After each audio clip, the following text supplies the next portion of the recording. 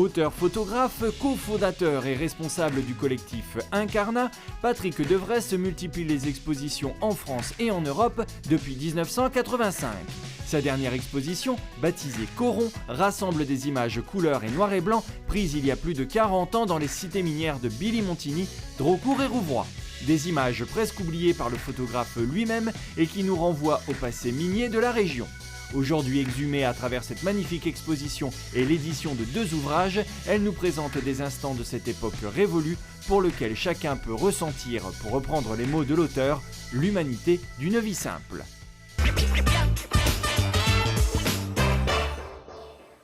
Bonjour Patrick. Bonjour Sébastien. Quand et comment avez-vous découvert la photographie ? Alors ça remonte quand même assez loin. Mon premier échange avec un appareil photographique, on va dire, c'est à l'âge de 11 ans où on m'offre un appareil photo, un gros appareil là, comme ça, et tout de suite je m'en empare et je commence à photographier. D'accord. Et ça a duré régulièrement dans la famille et tout, et mes parents se demandaient quand même ce que je photographiais, quoi. C'était pas tout à fait normal, entre guillemets. On était loin des portraits de famille, des choses comme ça ? Oui, je photographiais des souches d'arbres, j'essayais de photographier des paysages, enfin des choses qui m'intéressaient autrement que la famille. D'accord. Est-ce qu'on peut parler de coup de foudre ? Ben oui, je pense que tout de suite ça a démarré, donc... ça n'a pas continué comme ça avec cet appareil-là, hein. Il y a eu des moments où il y avait moins de photographies, il y en a d'autres où ça reprenait. Mais oui, c'est un coup de foudre. Ouais. Alors, vous avez été enseignant, professeur des écoles, comme on dit aujourd'hui, à Drocourt notamment. Utilisiez-vous la photographie dans le cadre des enseignements que vous dispensiez à vos élèves ? Oui, je l'ai utilisé beaucoup, voire énormément, hein, parce que je trouve que c'est un moyen pédagogique extraordinaire pour travailler et puis voir le monde un peu autrement. Et puis, il y a tellement de choses à faire avec un appareil photographique et les liaisons qu'on peut avoir avec l'écriture, avec la peinture, avec d'autres artistes, que c'est vraiment un outil formidable. Ce travail de photographie avec vos élèves, c'était, j'imagine, assez novateur pour l'époque. Oui. Est-ce qu'il a été remarqué en tant que tel ? Il a tout de suite été remarqué. C'était pas habituel de voir une intrusion d'un média, des gens, on va dire, dans l'éducation. Et très vite, j'ai été remarqué par l'inspection académique. Et puis aussi, ça a été jusqu'au Centre national de la photographie vers la fin, quoi. D'accord. Au niveau local aussi, votre travail a interpellé assez rapidement, oui. Notamment à l'époque de ce qu'on appelait les artothèques. Oui, c'est ça. C'est-à-dire qu'à l'époque, Jacques Lang a créé les artothèques, et il y en a une qui s'est ouverte à Hénin-Beaumont. Oui. Et donc ça a bien sûr attisé ma curiosité, et j'ai pris contact et j'ai été surpris qu'on s'intéresse autant à mes photographies. Et c'est là que ça a réellement commencé. Enfin, réellement, ça avait déjà bien commencé avant, mais je veux dire où il y a eu une forme de reconnaissance, et que j'ai été dans les circuits culturels de la région très vite, et ensuite repéré par le FRAC pour un travail sur les trains. D'accord. C'est comme ça que ça s'est matérialisé d'abord. Voilà. D'accord. Voilà. Et quels sont justement les sujets que vous avez photographiés et qui vous ont mené à vos premières expositions ? Les premières expositions, ça a toujours été de l'humain. L'humain, je le poursuis encore maintenant, quoi. C'est vraiment ma raison de photographier les rapports humains, mon rapport avec les autres, et puis avec les autres artistes aussi. Et puis, je pense que, je ne sais plus combien d'années après, mais Culture Commune est arrivée. Mm-hmm. Et m'a engagé comme photographe pratiquement en résidence pendant 3 ans. D'accord. Et ça m'a permis de découvrir un nombre de choses incroyables, quoi, et d'être avec une équipe fantastique à l'époque. Encore maintenant, je dis à l'époque, mais je veux dire que c'était... Quand vous avez collaboré avec elle, oui. C'était tout nouveau, quoi. Culture Commune qui regroupait, je ne sais plus combien, 32 communes, si j'ai bon souvenir. Mm-hmm. Et donc ça me permettait de côtoyer des écrivains, des plasticiens, des cinéastes, des chanteurs. Et c'était vraiment extraordinaire pour moi d'avoir cette chance, hein, de pouvoir être là, tout près, et de photographier. Et surtout que vous aviez, vous aviez accès à tout. J'avais accès à tout. J'avais le badge à tous accès. D'accord. J'en étais très fier d'ailleurs. Il y en a qui me l'enviaient. D'accord. Alors, vous êtes auteur-photographe. Ouais. Comment vous définiriez ce terme qui caractérise votre activité? C'est un peu comme un écrivain. L'écrivain écrit avec son stylo. Moi, j'ai mon appareil photographique, mais je trouve qu'on est un peu dans le même registre. On regarde la vie et puis on la transforme à travers notre regard. D'accord. Vous photographiez tous les jours? Comment ça se passe? C'est-à-dire maintenant avec le smartphone. Oui, oui. Il est toujours là, quoi. Ouais. Mais non, pas forcément tous les jours. Les gens pensent que je suis toujours avec un appareil photo. Ouais. Ils sont surpris quand je ne l'ai pas. Ouais. Et non, c'est très variable. Ça peut être quelquefois tous les jours pendant un certain temps, et puis après s'arrêter pendant une quinzaine de jours. Mais c'est vraiment assez variable. Mais il est toujours dans ma tête, là, quelque part, l'appareil photo. Et est-ce que vous regardez les choses, je dirais, comme tout à chacun? Est-ce que vous y arrivez encore, ou est-ce qu'il y a toujours l'œil du photographe qui, à un moment donné, vous interpelle? Je crois qu'il y a toujours l'œil du photographe. Hein. Par exemple, quand on part en vacances avec ma femme, elle dit toujours qu'on n'a pas fait le même voyage quand elle voit mes photos. D'accord. C'est toujours surprenant, mais bon, il y a des choses que j'ai vues qu'elle n'a pas vues, inversement aussi. Oui. Hein, Qui peuvent vous surprendre aussi. Du coup. D'accord. J'aimerais que nous vous en venions à présent à votre exposition baptisée Coron, ouais. au pluriel, qui a été très récemment présentée à Vimy. Nous étions au vernissage et je vous propose, à travers le reportage qui va suivre, de voir et d'entendre quelques réactions des visiteurs qui ont pu apprécier votre travail à cette occasion. On regarde et on se retrouve juste après.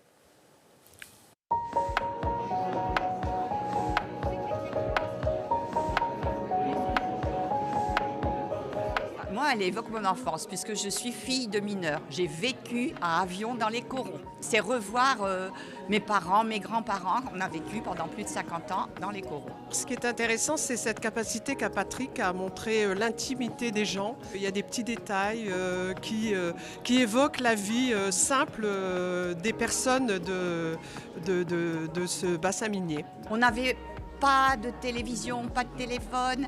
On était dans la rue, on était heureux, on avait des copains et tout genre de copains. Ça peut donner une impression parfois de tristesse, de par le temps, mais c'est une bonne époque, une très bonne époque, où il y avait énormément de respect entre les gens. Et il est très bon de revivre un peu tout ça avec des images comme ça ou des... Voilà. Il y en a une qui me touche particulièrement, c'est celle avec les 3 enfants qui sont près d'un soupirail, qui pouvaient jouer aussi, je veux dire, ensemble, et puis n'avaient pas besoin de jouets spécifiques pour s'amuser. La photo la plus marquante pour moi, c'est ces dames qui discutent en tablier, et le fameux ruisseau qu'on devait faire tous les jours, qu'on devait pousser. Ça peut paraître banal pour beaucoup de gens, pour nous, c'est... Voilà. Symboliquement, c'est très marquant pour nous. Patrick, une petite réaction sur ce reportage, sur ces réactions d'ailleurs? Je trouve que c'est très émouvant parce que ça prouve que ça a touché les gens et oui, ça me fait quelque chose. D'accord. Est-ce que vous étiez familier des cités minières, Patrick? Oui. Oui, puisque d'une part, j'y ai découvert mon épouse. D'accord. Et puis mes filles sont allées voir leur grand-mère très souvent dans le Coron, elles y ont vécu, elles l'ont découvert. Et puis finalement, oui, j'étais dedans. Mon père était géomètre du fond, mon grand-père aussi, donc ça remonte déjà assez loin. Et donc la mine, c'était vraiment quelque chose de familier. J'habitais Billy-Montigny, donc on est en plein dans le bassin minier. Mmh. D'accord. Alors justement, je vous propose à présent de visionner une petite séquence smartphone, on en parlait tout à l'heure du smartphone, qui nous a été envoyée par une personne que vous connaissez bien. Écoutez, elle a une petite question à vous poser. Bonjour Patrick, lorsque tu es entré pour la première fois dans un coron, qu'as-tu ressenti? Alors Patrick, est-ce que vous pouvez nous présenter cette personne et quelle est votre réponse? Oui, c'est mon épouse. Et sa question me surprend pas, quoi. Oui. finalement, j'ai ressenti quelque chose de normal. Mhm. J'étais pas là à découvrir les corons. Pour moi, c'était devenu quelque chose de naturel de par mon mariage avec Nadine, quoi. Mhm. Et ouais, c'est vraiment étonnant qu'elle soit là. Ça surprend toujours. Justement, quel était votre état d'esprit lorsque vous avez réalisé ces photos? Parce que le fait d'y aller, effectivement, donc pour rencontrer votre épouse, pour aller dans votre belle famille, c'était déjà une chose. Mais est-ce que vous aviez déjà à l'époque la volonté de témoigner de quelque chose à travers ces photos, ou est-ce que vous vous avez été attiré par ce monde qui vous ouvrait ses portes finalement?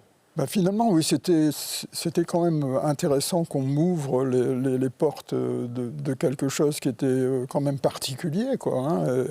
Mais moi qui me semblait... je pense que je suis à l'aise dans tous les milieux. Et ça, c'est quelque chose qui... Enfin, pour moi, je pense que c'est une richesse. Je me suis retrouvé, grâce à la photographie, dans des aventures parfois incroyables, quoi. Mais ça ne m'étonne pas.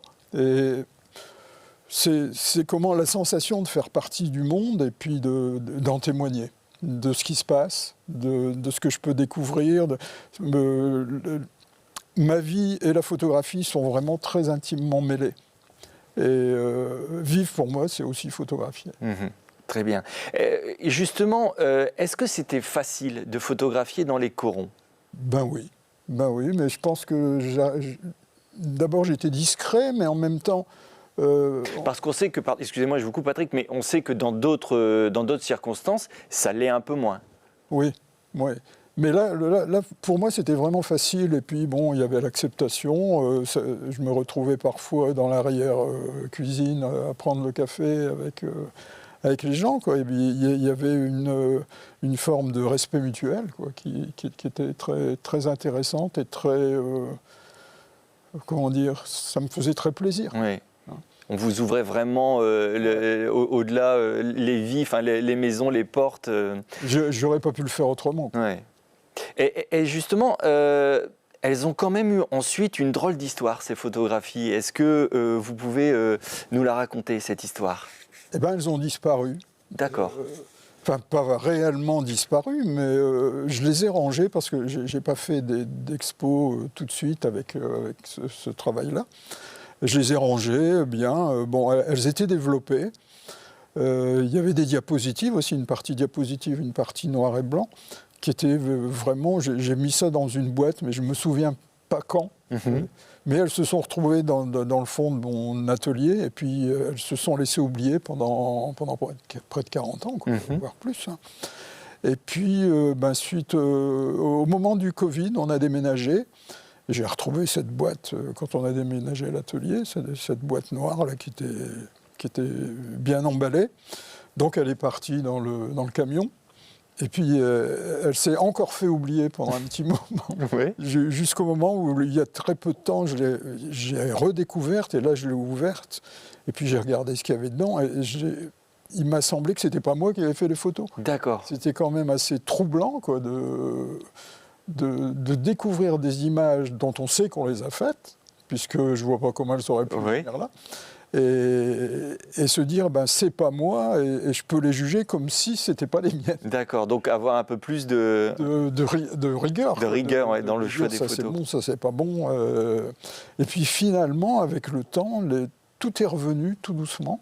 Et je me suis dit, tiens, là j'étais là, j'ai rencontré telle personne et tout. La mémoire, c'est quelque chose d'incroyable, quoi. C'est là que c'est revenu. Elle revient tout doucement comme ça. Ouais, c'est troublant. Et puis alors, il y a quelques semaines, vous en avez exhumé quelques-unes sur les réseaux sociaux. Ouais. Et alors là, ça a été incroyable. Est-ce que vous avez été surpris par l'engouement que ces quelques photos ont suscité? J'ai été vraiment surpris de l'engouement, comme vous dites, les gens réagissaient vraiment énormément. C'est peut-être l'exposition sur laquelle on a le plus réagi. Et étonnamment, des gens qui n'étaient pas de la région et qui ressentaient exactement la même émotion que... Ah oui.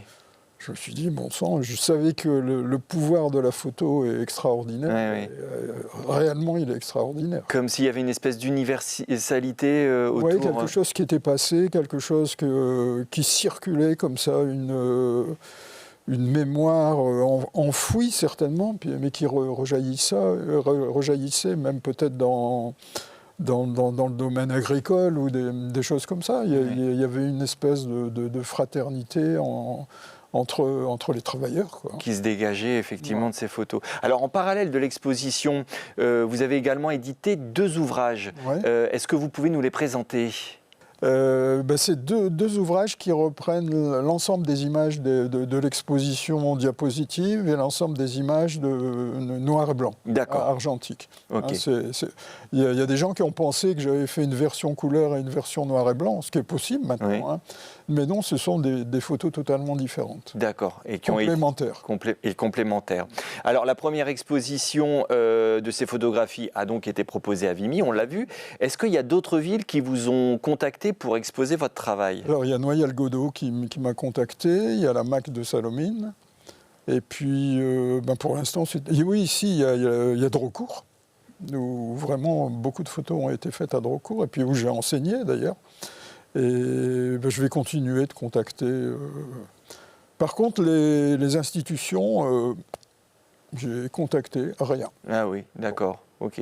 Donc ça touche plus peut-être les gens que les institutions. Pourtant, c'est un document formidable. Bah oui. D'une mémoire incroyable, quoi. Ouais. D'accord. Bon, peut-être, ou alors j'ai pas encore frappé aux bonnes portes.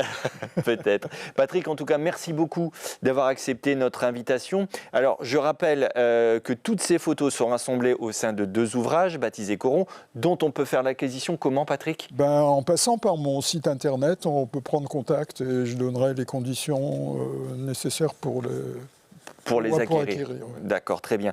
Et donc, je ne saurais trop recommander à toutes celles et tous ceux qui nous suivent d'aller découvrir votre magnifique travail à l'occasion des prochaines expositions, donc on l'a dit, qui seront prochainement organisées dans de nombreuses communes du bassin minier.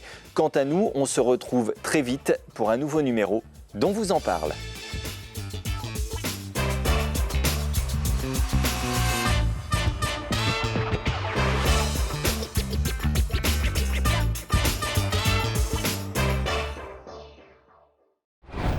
Retrouvez On vous en parle en replay sur iltv.fr et sur l'application mobile ILTV.